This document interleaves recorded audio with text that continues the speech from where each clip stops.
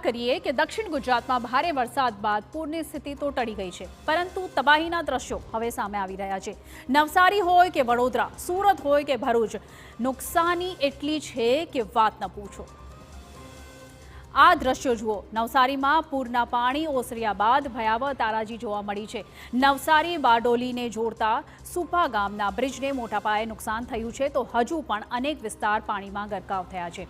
ખાડીપુરના લીધે લોકો 24 કલાક પાણીમાં ફસાયા હતા।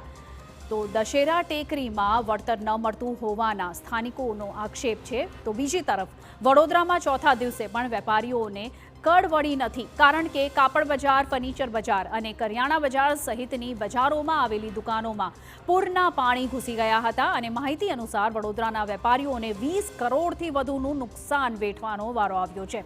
બીજી તરફ ભરૂચમાં અનેક ખેતરો તળાવમાં ફેરવાયા હોય તેવા દ્રશ્યો જોવા મળ્યા છે અને 2 દિવસથી વરસાદનો વિરામ છતાં પાણીનો નિકાલ નહીં થતા કપાસના પાકને મોટા પાયે નુકસાનની ભીતિ છે।